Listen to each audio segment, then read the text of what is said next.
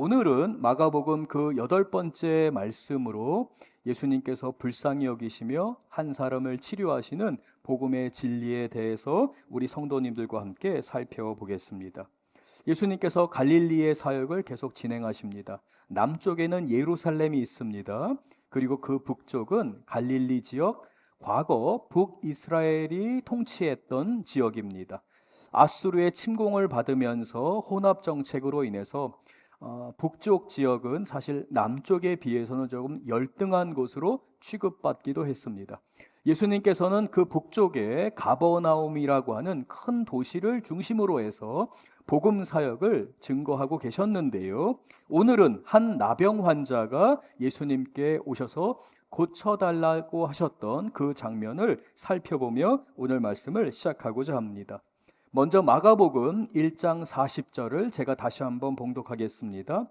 한 나병 환자가 예수께 와서 꿇어 엎드려 간구하여 이르되 원하시면 저를 깨끗하게 하실 수 있나이다. 본문에 등장하는 나병 환자가 있는데요. 사진을 잠깐 좀 보면서 말씀을 계속 진행하겠습니다. 나병 환자는 오늘날 한생병이라고 부르기도 합니다. 그런데 오늘 본문에 등장하는 이 나병 환자라는 표현, 예수님 당시에 이 나병 환자는 오늘날 우리가 의학적으로 부를 때에 또는 통상적으로 우리가 한센병이라고 부르게 되는데요. 과거에는 조금 안 좋은 뉘앙스를 담아서 문둥이 또는 문둥병자 이렇게 부르기도 했습니다. 그런데 이 예수님 당시에 이 나병 환자라고 하는 이 표현은 단순히 한센병 환자만이 아니라 여러 종류의 피부병을 포괄하는 의미의 나병 환자입니다. 그래서 훨씬 피부병을 속하는 모든 영역에 있는 좀 넓은 의미의 피부병이라고 할 수 있습니다. 이 한센병 또는 나병에 걸리게 되는 그 과정은 아주 작은 세균들이 우리의 몸에 침투해 들어오게 됩니다. 그리고 우리의 피부와 신경을 자극하죠. 굉장히 큰 고통이 따르게 됩니다. 그러다 보면 피부가 변하게 됩니다. 울퉁불퉁해지기도 하고요. 한쪽은 딱딱하게 굳기도 합니다. 너무나 아픈 기간을 지나면서 이 피부에 변형이 생기게 되죠. 그러면서 그 고통이 극심해진 이후에는 이제 마비 증상이 찾아오게 됩니다. 감각을 느낄 수가 없습니다. 감각이 없다 보니 피부가 상했는데도 스스로를 보호하지 못하기 때문에 더욱더 피부는 안 좋아지게 됩니다. 그래서 사진에서 봤던 것처럼 큰 아픔을 겪게 됩니다. 다른 사람들에게 그 얼굴을 보이기가 쉽지 않아요.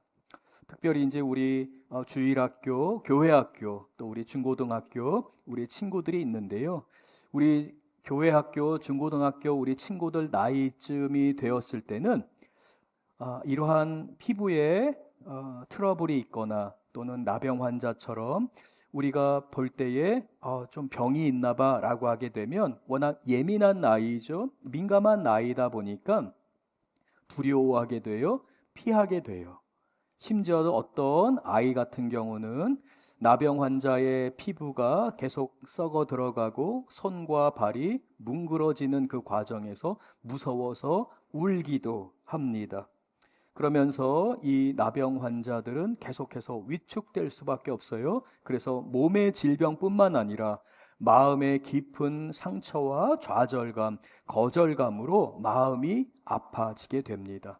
더욱더 괴로웠던 것 가운데 하나는 이 나병의 피부병에는 전염성이 있기 때문에 구약 성경에서 율법으로도 그 당시에는 현대의 의학과 같이 여러 보건을 위한 환경이 조성되어 있지 않았었기 때문에 하나님께서 이스라엘 공동체를 보호하기 위해서 피부병에 걸린 경우는 격리를 시키게 되었습니다. 그렇게 격리하게 되면 가족과 떨어져야 됩니다. 몸도 병들어갔습니다. 피부가 계속 망가지고 있습니다. 손과 발이 썩어 들어가기 시작합니다. 사람들로부터 격리되고 사람들이 손가락질을 받으며 마음에 상처를 받게 되죠. 그런데 가족으로부터 떨어지게 됩니다. 부모님으로부터, 형제와 자매로부터 떨어져서 홀로 지내야만 되는 병이 바로 나병입니다. 이 나병 환자가 아주 오랜 시간 동안 고통을 당하고 있었습니다. 마음에 큰 아픔이 있었습니다. 특별히 유대인의 율법에서는 이 나병 환자들이 유대인들의 사회 안으로, 공동체 안으로 들어와서는 안 된다라는 아주 강력한 율법이 있었습니다. 사람들은 생각했습니다. 나병 환자들은 천벌을 받았나 봐. 무슨 죄를 졌길래 저렇게 끔찍한 질병에 걸렸을까? 그리고 거기에다가 저 사람들은 절대로 우리가 있는 곳에 와서는 안 돼 라고 하며 한 사람의 인생을 저주하기도 했습니다. 그 나병 환자에게 어느 날 예수님에 대한 소식이 들려왔습니다. 직접 예수님을 보기를 원했습니다. 병든 자를 고쳤다. 아픈 사람을 고친다. 예수님이 전하는 그 가르침은 천국의 가르침인데 다른 율법 교사들 또는 다른 성경 교사들과는 다르게 하나님의 진리의 말씀을 선포하는데 그 말씀에는 권위가 있다라는 소문이 들려왔습니다. 이 나병 환자는 주님 앞에 나와 엎드려 고백하게 됩니다. 예수님 앞에 엎드렸다는 것은 이 마가복음의 뉘앙스를 우리가 잘 캐치를 하게 되면 단순하게 무엇인가를 요구하기 위해서 엎드린 것이 아니라 예수님을 경배하기 위해서, 예수님을 존경하는 마음으로 예수님 앞에 나와 엎드린 것입니다. 그는 왜 이러한 모든 율법의 금지를 깨트리면서까지 예수님 앞에 나왔을까요? 그 실마리를 우리가 찾기 위해서 마태복음 8장 1절에서 2절 말씀을 우리가 좀 읽어야 됩니다. 제가 함께 봉독하겠습니다. 마태복음 8장 1절 2절입니다. 예수께서 산에서 내려오시니, 여기에서의 이 산은 예수님이 마태복음 5장부터 7장에 말씀하신 산상수훈을 가르치신 후에 내려오신 것을 말씀합니다. 예수님은 기적을 행하셨습니다. 복음을 증거하셨습니다. 많은 사람들이 예수님의 말씀을 듣기 위해 예수님이 계신 산으로 올라왔습니다. 예수님은 그곳에서 하늘나라의 진리, 하늘나라의 복음을 선포하시고 말씀하셨습니다. 그리고 산에서 내려오실 때에 수많은 사람들이 예수님을 따라오게 됩니다. 대부분의 이 수많은 사람들은 예수님의 가르침을 받은 사람들입니다.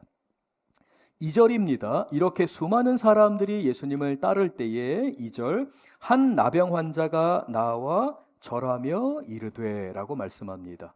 마가복음은 갈릴리 지역을 예수님께서 순회하시며 복음을 전하실 때에 나병 환자가 나왔습니다 라고 고백한다면, 마태복음은 조금 더 구체적으로 그 시기와 장소를 우리에게 말씀하고 있습니다. 바로 산상수훈을 말씀하시고 예수님이 그 산에서 내려오실 때에 이 나병 환자가 예수님에게 나아왔다라고 기록하는 것이죠.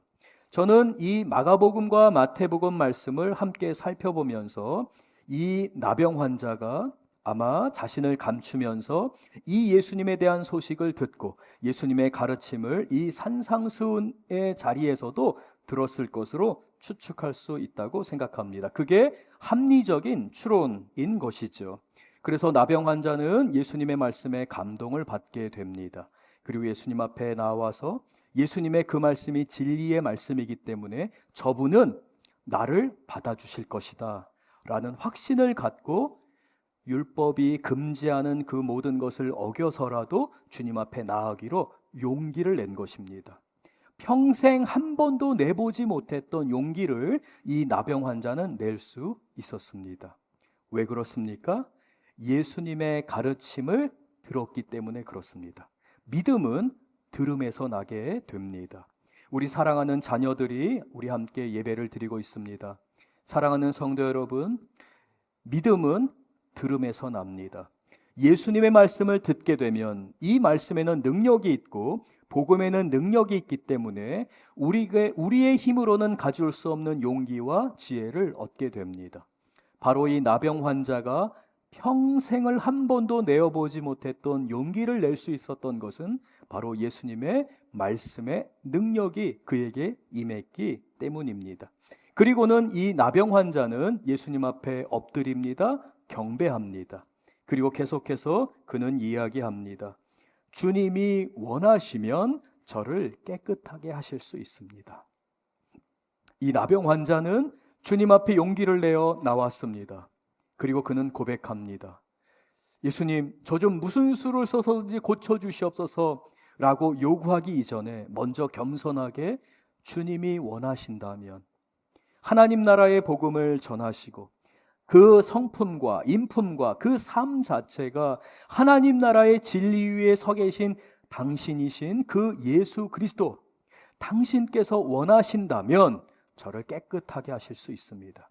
여기에는 어떤 숨은 의미가 담겨 있냐면 주님의 말씀을 들은 이 나병 환자는 예수님이 나를 깨끗하게 하실 수 있다라는 것에 대해 한 번도 의심하지 않은 것을 우리가 발견하게 됩니다. 문제는 예수님이 나를 깨끗하게 하실 수 있는 능력이 있느냐 없느냐가 아니라 예수님이 이걸 원하시느냐 원하시지 않느냐에 달려있다는 것을 이 나병 환자는 깨달았던 것입니다. 그래서 겸손하게 예수님께 요청하게 됩니다. 아주 겸손한 마음으로 간청을 하면서 주님이 원하시면 저를 깨끗하게 하실 수 있습니다 라고 고백했습니다. 사랑하는 우리 석천제일교회 귀한 성도님들, 우리는 각자의 기도 제목이 있습니다. 우리의 삶의 문제, 건강의 문제, 우리의 비즈니스 또는 직장, 우리 자녀들, 우리는 인생을 살아가면서 수많은 문제를 직면하게 되고 또 그 가운데서 우리는 하나님께 도움을 구하게 됩니다. 간구하게 됩니다. 우리는 이 나병 환자의 기도를 교훈으로 삼아야 할 줄 믿습니다. 겸손하게 주님이 원하신다면, 주님께서 계획하셨다면 이루어질 줄 믿습니다. 한 번도 의심해 본 적이 없는 사람처럼 나의 삶을, 나의 인생의 문제를, 우리 가정과 복음 사역에 대한 이 모든 것을 마치 이 나병 환자처럼 주님의 능력에 대해서 한 번도 의심해 본 적이 없는 사람처럼, 그러나 겸손하게 주님이 원하시면 이루어질 줄로 믿사옵나이다 라고 하며 인내하며 주님을 기다리는 우리 석천제일교회 성도님들과 우리 자녀들 모두 되실 줄 믿습니다. 이러한 나병 환자의 간구에 예수님께서 대답하십니다. 41절을 제가 읽겠습니다. 예수께서 불쌍히 여기사 손을 내밀어 그에게 대시며 이르시되 내가 원하노니 깨끗함을 받으라 하시니라. 우리는 여기서 주목해야 하는 단어가 있습니다. 예수님께서 불쌍히 여기셨다라는 것입니다. 그것은 예수님이 내가 원한다 라는 이 표현을 함께 담고 있는 것인데요. 예수님께서 그를 불쌍히 여기셨습니다. 그런데 여기서 우리가 살펴봐야 되는 한 가지 중요한 예수님의 행동이 있습니다. 나병 환자는 결코 공동체 안으로 들어와서는 안 됩니다. 그런데 예수님의 말씀 때문에 그는 용기를 내서 율법을 어기고 예수님 앞에 왔습니다. 그런데 여기서 예수님도 율법을 어기고 그 나병 환자를 받아주셨습니다. 결코 받아서는 안 됩니다. 그러나 그 수많은 무리들이 있는데 그 무리들 가운데 나병 환자가 서 있도록 예수님이 허락을 하신 겁니다. 거기에다 더 충격적인 사실은 예수님께서 그 나병 환자를 허락하셨을 뿐만 아니라 어떻게 하셨죠? 41절 말씀을 보면 손을 내밀어서 그 나병 환자를 만지셨습니다. 그를 어루만지셨습니다. 사실 이 행동은 나병 환자의 육신을 치료하는 것뿐만 아니라 그의 영혼을 치료하는, 그의 정서를, 그의 마음을, 그의 상한 심령을 치유하는 예수님의 치료의 손길이었습니다. 왜요? 한 번도 그런 사람의 손길을 경험해 본 적이 없기 때문에 그렇습니다. 손가락질만 당했습니다. 왜 피부가 저렇게 됐어? 왜 손은 저렇게 생겼어? 라고 하는 비난만 받았습니다. 그러나 이 나병 환자는 예수님의 그 따뜻한 손길을 경험하게 되었습니다. 예수님께서 이 모든 것을 감당하셨습니다. 그것을 성경은 말씀합니다. 예수님이 불쌍히 여기셨다라고 말합니다. 왜 이 율법을 어겨가면서까지 예수님이 이렇게 하셨는가? 마치 예수님이 율법을 의도적으로 어기는 것처럼 보입니다. 그러나 그렇지가 않습니다. 예수님은 의도적으로 어기신 것이 아니라 불쌍히 여기셨기 때문에 예수님이 그를 고치신 것입니다. 불쌍히 여기셨다라는 헬라어는 스플랑크니스 데이스라는 헬라어가 사용이 되는데요. 이걸 영어로 번역을 하면 컴패션입니다. 이걸 우리말로 번역하는 게 사실은 좀 쉽지는 않아요. 불쌍히 여겼다는 그 말 자체가 그 사람을 참 안타깝게 여겼다, 불쌍하게 여기는 것으로 끝나는 것이 아니라 이 컴패션 또는 스플랑크니스 데이스라는 이 단어는 불쌍히 여기는 그 마음과 함께 그의 고통에 참여하는 것을 말합니다.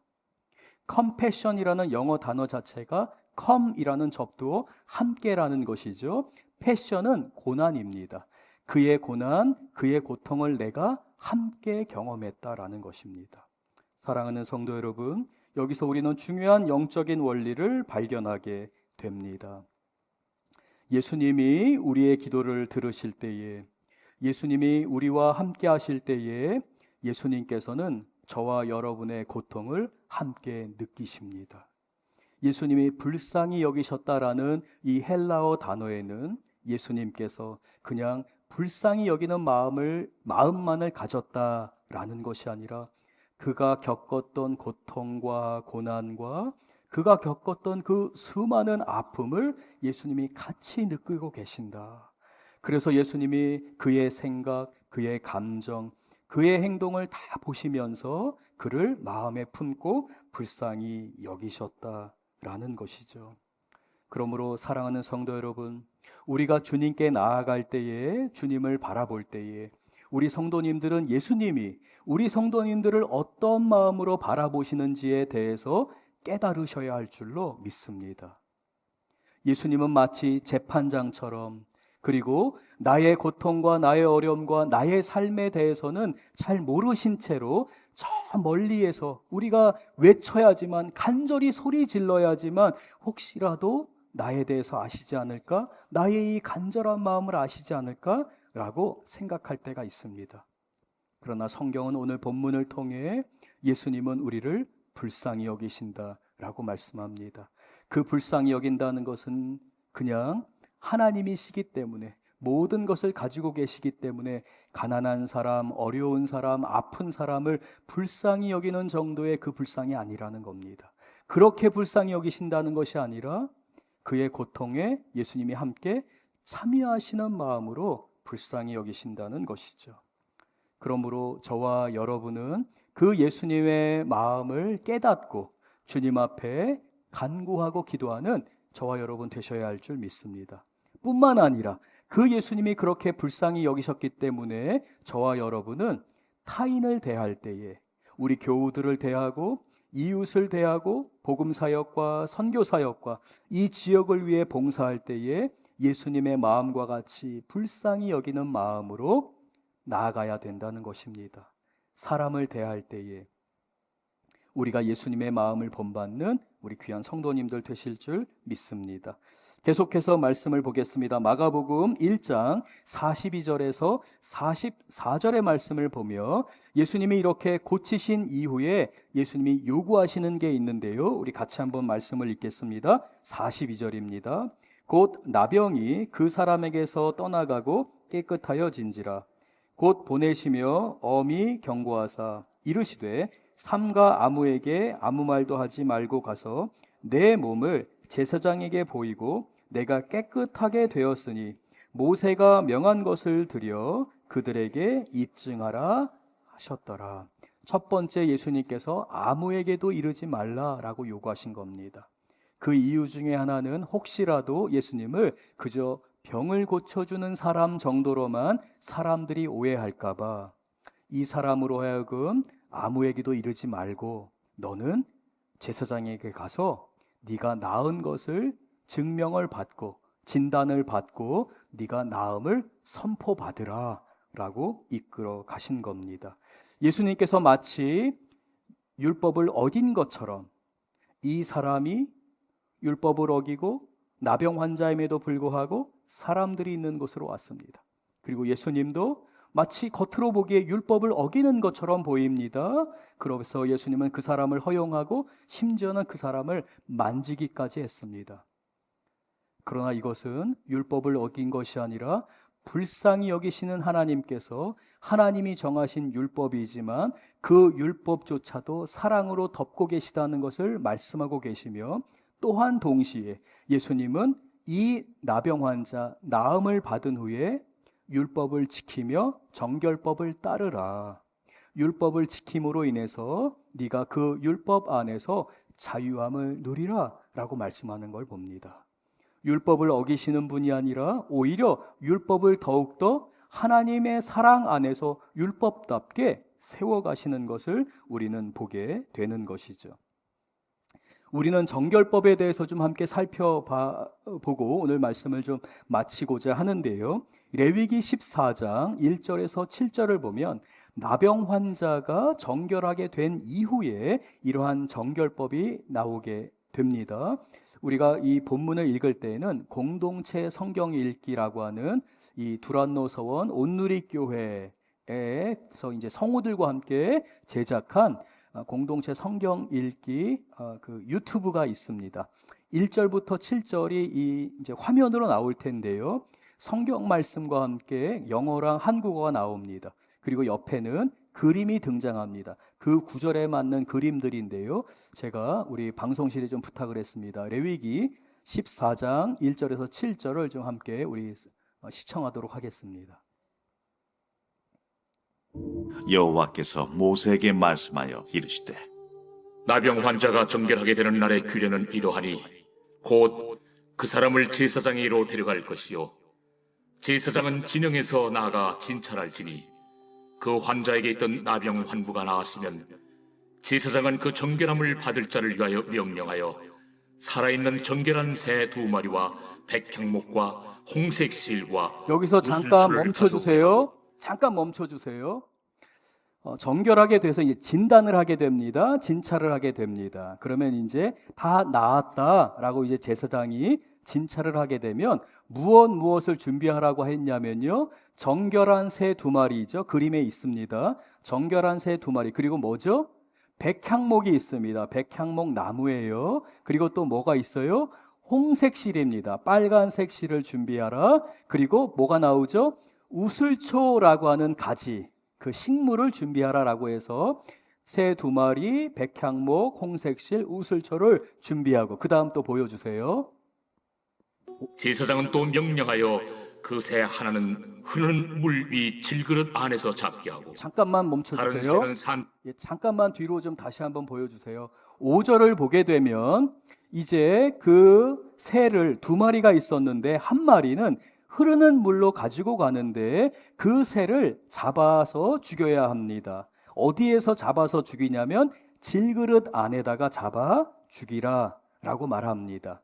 계속해서 보여주세요. 제사장은 또 명령하여 그 새 하나는 흐르는 물 위 질그릇 안에서 잡게 하고 다른 새는 산채로 가져다가 백향목과 홍색 실과 우슬초와 함께 가져다가 흐르는 물 위에서 잡은 새의 피를 찍어 나병에서 정결함을 받을 자에게 7번 뿌려 정하다 하고 그 살아있는 새는 들에 놓을지며. 네, 여기서 멈춰 주십시오. 7절 다시 한번 보여주세요. 이렇게 이제 새를 잡게 됩니다. 그러면 홍색 실과 우슬초를 찍어서 그 나은 사람에게, 나병 환자에게 바르라 라고 말하는 거예요. 그런데 어디에서 이 새를 잡았어요? 질그릇에서 잡았습니다. 이 질그릇은 무엇을 상징하냐면 바로 저와 여러분을 상징합니다. 우리 육신의 연약함을 성경에서 상징할 때에는 질그릇으로 상징합니다. 그런데 이 질그릇에서 그 새를 잡았습니다. 그 새가 그 질그릇에서 죽었습니다. 이것은 질그릇과 같은 우리 육신을 입으신 예수님, 이 땅에 오셔서 우리와 함께 동행하시고 우리와 살으시고 그 다음에 십자가에서 우리를 위해 죽으신 예수님을 상징하게 됩니다. 그 질그릇에 있는 피를 찍어서 그 사람에게 바르라. 마치 우리가 그리스도의 보혈의 공로를 힘입어 정결함을 입게 되는 것과 같이 이 율법 안에서 이 정결하게 하는 이 정결법에는 예수 그리스도께서 우리를 정결하게 하시는 영적인 진리가 담겨 있고요. 7절 말씀을 보면 두 마리 중에 한 마리를 잡았잖아요. 그러니까 나머지 한 마리가 남게 되었습니다. 이 남은 한 마리를 어떻게 하라고 하냐면 그 한 마리는 공중에 놓아서 자유롭게 날아가게 하라라고 말씀하십니다. 이 말씀은 그 보혈의 공로를 힘입어 우리가 나음을 입게 됩니다. 그런데 하나님은 우리가 나음을 입었다라는 그 의미가 무엇인지를 바로 자유하게 되는 것, 그 남은 한 머리를 공중에 훨훨 날아오르게 함으로 인해서 그의 삶을 누리게 하시는 하나님의 은혜를 나타내는 것입니다. 예수님께서는 이 나병 환자 불쌍히 여기시면서 그의 삶을 치료해 주기를 원하셨습니다. 근데 더 중요한 게 있어요. 그것은 바로 정결법의 절차를 밟은 후에 그가 자유롭게 살아가는 것입니다. 사랑하는 성도 여러분, 하나님께서는 저와 여러분이 주님 안에서 정결하게 될 뿐만 아니라 불쌍히 여기시는 그 하나님의 마음을 깨닫고 또한 세상을 향해 나아가서 세상 사람들을 불쌍히 여기고 복음 사역을 감당하는 것을 원하세요. 먼저 우리가 믿었기 때문에 그렇습니다. 그런데 이러한 삶은 우리에게 짐이 되는 삶이 아니라 오히려 우리가 자유함을 누리며 하나님의 복음의 능력 안에서 하나님의 지혜와 능력을 누리는 삶이 되는 것이죠. 그러므로 오늘 이 복음의 말씀, 진리의 말씀으로 인해서 불쌍히 여기시는 예수님을 바라보며 우리 각자가 담대히 주님께 기도하고 또한 동시에 나를 자유하게 하시는 예수님 은혜 안에서 주님의 공로를 찬양하고 주님을 높여드릴 때에 하나님이 주시는 자유함이 우리 귀한 성도님들에게 가득할 줄로 믿습니다. 우리 성도님들 아시는 바와 같이 제가 지금은 장로회 신학대학 대학원에서 청목과정을 밟는 가운데 있습니다. 청목과정 가운데서 한 전도사님의 이야기를 듣게 되었습니다.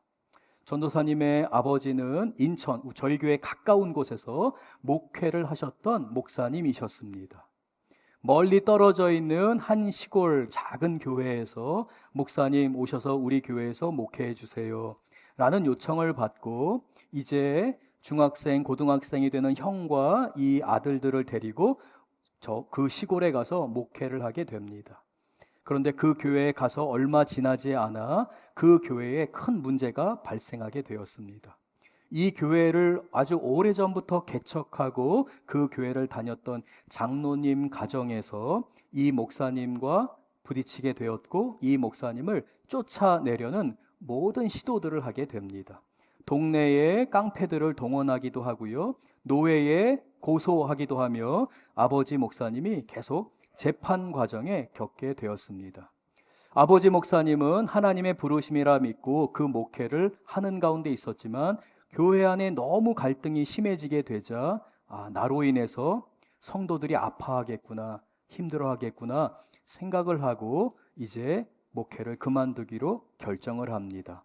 하루아침에 사택에서 나와야 했고 이 목사님 가정은 갈 곳이 없었습니다. 그래서 아주 그 창고로 버려져 있던 한 지하실 방을 얻게 되고 그 중학교 고등학생인 두 아들과 함께 목사님 사모님이 거하게 되었습니다.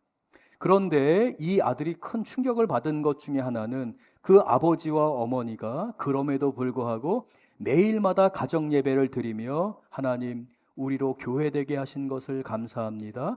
교회를 섬기게 하신 것을 감사합니다.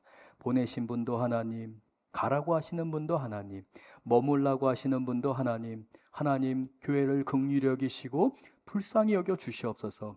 이 아들들과 함께 기도하는데요, 이 막내 아들은 마음 안에 분노가 싹트기 시작합니다. 그런 하나님이라면 나 믿지 않을 거야. 나 반드시 복수할 거야. 나 반드시 그 장로님 가정에 복수할 거야. 복수심에 불타올랐습니다. 그럴수록 이 아버지, 어머니, 목사님과 사모님은 그 아들을 위해 기도하게 됩니다. 하나님께서 그 아들의 마음을 만져주기를 원하십니다. 그러던 어느 날 세월이 3년, 4년이 지나게 됩니다. 그리고 중학생이었던 이 막내 아들은 고등학교에 올라가서 대학을 준비해야 되는 때가 되었습니다. 대학을 준비하면서 많은 스트레스를 받으며 준비하게 되었죠. 그러다가 같은 반에 있는 한 친구가 이 아들에게 자신의 간증, 전도를 하게 되는 것입니다. 하나님이 자신을 어떻게 만나 주셨는지, 우리 엄마 아빠에게 어떤 은혜를 주셨는지 평신도 가정이었지만 그 친구의 고백을 들으면서 이 아들의 마음에 어떠한 묘한 마음이 들기 시작합니다. 그러며 그가 이렇게 하나님께 기도하게 됐습니다. 하나님 아시죠? 저는요, 교회를 증오했습니다. 심지어는 하나님도 저는 믿지 않겠다고 했습니다. 하나님, 저는 아직도 교회 십자가만 보면 제 마음에 분노가 차오릅니다. 그리고 그 장로님의 얼굴, 아빠를 향해서 사탄과 같은 얼굴로 고함 지르고 아버지에게 공격했던 그 장로님의 얼굴이 저는 항상 떠오릅니다. 하나님 아시죠? 저는 복수하려고 했습니다. 그러나 정말 하나님 살아계시면 하나님 저에게 말씀해 주세요. 그 기도가 끝나자마자 이 전도사님이 고백하는 것에 의하면 하나님께서 함께 울어주시면서 그를 안아주시는 예수님의 모습, 예수님이 십자가에 달리시면서 아버지, 저들을 용서하여 주시옵소서, 저들은 자기들이 하는 일을 알지 못합니다 라는 그 장면이 너무나도 생생하게 이 전도사님에게 떠오르면서 이 전도사님이 굴복할 수밖에 없었고, 그리고 이 전도사님이 심지어는 자신의 삶을 하나님, 저도 목회자가 되겠습니다 라고 하고 신학교에 오게 된 그 이야기를 듣게 되었습니다. 그 이야기를 들으며 저는 다시 한번 하나님의 선한 손길을 기억하게 됩니다. 사랑하는 성도 여러분, 우리는 때로 하나님 정말 내 상황을 아시나? 하나님이 지금 내가 겪었던 이 가난, 이 어려움, 다른 사람은 전혀 상상도 할 수 없는 나의 이 고통, 나의 그 수치심, 내가 당했던 이 모욕, 하나님 정말 아시나? 라고 하는 각자의 사정이 있을 수 있습니다. 그러나 우리는 오늘 본문에서의 말씀과 같이 예수님은 저와 여러분을 바라보시며 compassion, 같이 고통당해 주시고 같이 아파해 주시면서 우리를 위로하시며 우리의 삶 안에 응답하기를 원하십니다. 그러므로 주님을 의지하는 우리 귀한 성도님들, 오늘 우리가 함께 찬양할 때에 예수님의 이름을 부르짖으며 함께 고백하기를 원합니다. 예수님은 우리와 함께 하시고 우리의 기도를 들어주시기 때문입니다. 오늘 말씀 기억하면서 우리 다 함께 일어나셔서 함께 찬양하겠습니다.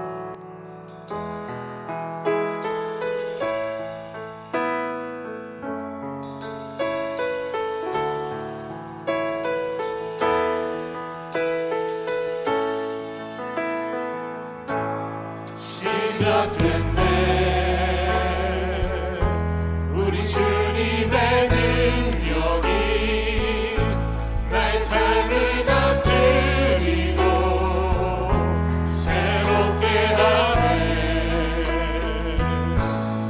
자유하네. 죄와 사망으로부터 나의 삶은 변하도다.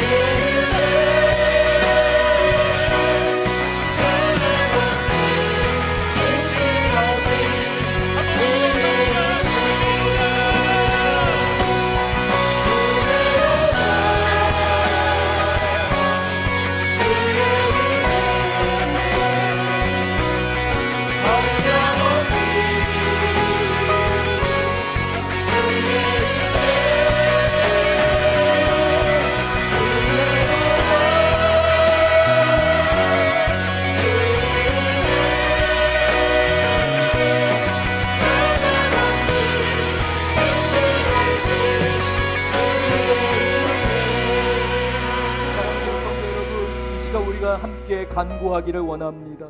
우리를 불쌍히 여기시며 은혜 베풀기를 원하시는 우리 주님께 주님의 이름을 부르며 우리 각자의 기도 제목으로 기도합니다. 우리 다음 세대를 위해 함께 기도합니다. 다 같이 간절히 부르짖으며 기도하겠습니다.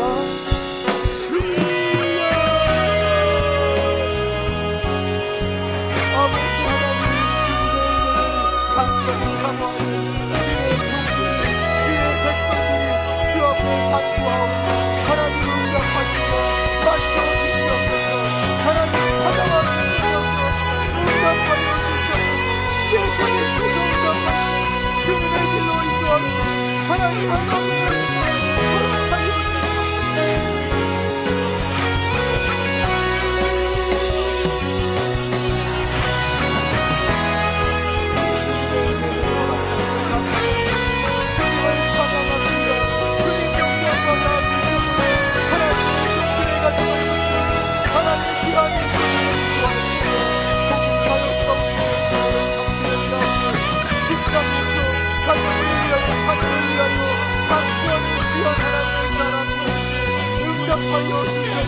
하나님의 살아계심을, 하나님의 나타나심을 나는 증거하시고 주님의 열매를 피하시고 주님의 돌보아주시고 귀한 종들을 붙들어주시고 은혜를 더하여